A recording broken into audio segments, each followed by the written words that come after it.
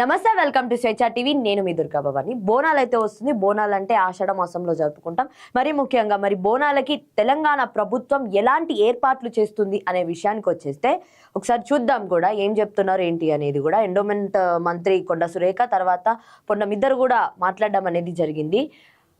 So నిధులు కొరత లేదు, బోనాలు అంగరంగ వైభవంగా నిర్వహించాలి, 20 కోట్లు కేటాయించాం. 26 నుంచి ఈ నెల 26 నుంచి జూలై 24 వరకు ఆషాఢ మాస బోనాలు సంస్కృతి సాంప్రదాయాలకు అద్దం పట్టేలా బోనాలు. మంత్రులు పొన్నం కొండ సురేఖ ఇద్దరు చెప్పడం జరిగింది. అసలు వీళ్ళు ఏం మాట్లాడుతున్నారో వీళ్ళకైనా ఒక క్లారిటీ ఉందా? ఫస్ట్ అడిగే క్వశ్చన్, వీళ్ళకైనా క్లారిటీ ఉందా? అక్కడనేమో రేవంత్ రెడ్డి ఏం చెప్తాడు, సీఎం రేవంత్ రెడ్డి, నన్ను కోసుకొని ఏం చేసినా కూడా పైసలు లేవు, నిధులు లేవు, ఏదీ లేదు అని చెప్పి అక్కడనేమో బహిరంగంగా అందరికీ చెప్పుకుంటా పోతున్నారు రేవంత్ రెడ్డి. మరి ఇక్కడ వీళ్ళేమో నిధులు కొరత లేదు, మేము కేటాయిస్తున్నాం 20,000 కోట్లు, 20 కోట్లు మేమైతే కేటాయిస్తున్నాం అని చెప్పి వీళ్ళు చెప్తున్నారు. ఎందుకంటే లాస్ట్ టైమే చాలా వరకు వీళ్ళు చాలా తప్పులు చేశారని చెప్పి జోగినీలు కానివ్వండి, తర్వాత వేరే వాళ్ళందరూ కూడా ఆగ్రహం వ్యక్తం చేసిన పరిస్థితులు కనిపిస్తున్నాయి. మరి అదే విధంగా ఈ రోజు వీళ్ళు ఏం చెప్తున్నారు, 20 కోట్లు కేటాయించామని అంటున్నారు. 20 నిజంగానే 20 కోట్లు వీళ్ళు కేటాయించారా, లేకపోతే ఇంకేమైనా చేయబోతున్నారా? అసలు నిధులే లేవురా అని అంటే మరి ఎలా కేటాయిస్తున్నారు వీళ్ళు? నిధులు లేవు, ఖజానా ఖాళీగా ఉంది, జేబులలో కూడా ఏది లేదు అని చెప్పి చాలా మాటలు మాట్లాడిన రేవంత్ రెడ్డి ఈరోజు వీళ్ళకి ఎట్లా 20 కోట్లు అనేది కేటాయించడం జరుగుతుంది అంటే ఏం చెప్పదలుచుకున్నారు ప్రజలకి? ఒక పక్క లేదు అని అంటున్నారు, ఒక పక్క సెలబ్రేషన్స్ చేస్తారు, మరో పక్కనేమో ఏంటిది అది మొత్తం వరల్డ్ కంటెస్టెంట్స్ బ్యూటీలు అనుకుంటా మొత్తం ఇక్కడే చేశారు. ఎంతో కొంత ఖర్చు అయితే చేస్తున్నారు కదా మీ సైడ్ నుంచి ఖర్చు లేదా? చేస్తున్నారు. ప్రభుత్వం నుంచి ఎన్నో ఖర్చులు ఉంటున్నాయి. అవన్నీ కూడా ఎవరి మీద పడుతుంది భారము? ప్రజల మీద పడుతుంది.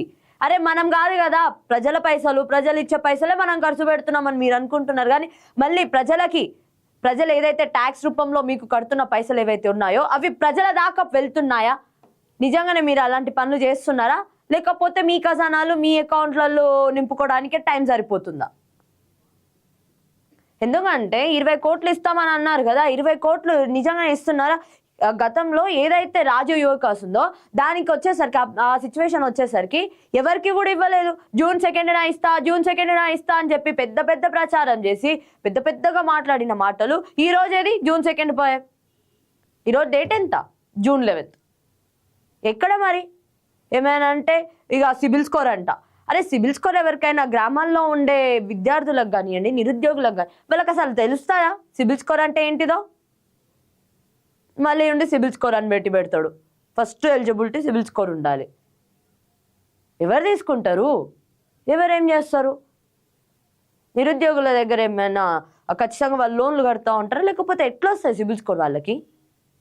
ఏమో అంటే తప్పించుకునే ప్రయత్నాలు రాష్ట్ర ప్రభుత్వం ఏం చేస్తుందంటే తప్పించుకునే ప్రయత్నాలు చేసి, లేదు అని అంటే ఇంకా ఏదో ఒకటి వంకలు వెతుకుతూ ఉంటుంది. ఈరోజేమో బోనాలకి 20 కోట్లు ఇస్తామని అన్నారు. నిజంగా ఆషాఢ మాసంలో బోనాలు అని అంటే ఖచ్చితంగా తెలంగాణ వాళ్ళు బోనాలు చేసుకుంటారు. మరి బోనాలు వీళ్ళు ఎలా చేయబోతున్నారు? లాస్ట్ టైమే వీళ్ళు చాలా తప్పులు చేశారని చెప్పి జోగినీలు చాలా వరకు శివశక్తులు కానివ్వండి వీళ్ళందరూ కూడా నిస్సహనం అయితే వ్యక్తం చేస్తారు. మరి ఈసారి వీళ్ళు ఎలా చేయబోతున్నారు ఏంటి అనేది అయితే చూడాల్సి ఉంది. మరి 20 కోట్లు ఎట్లా కేటాయించారు ఏంటి అనేది అయితే తెలీదు. 20 కోట్లు అయితే మేము కేటాయించామని చెప్పి కూడా వాళ్ళు అయితే చెప్తున్నారు. మరి చూద్దాం ఎట్లా చేయబోతున్నారు ఏంటి అనేది.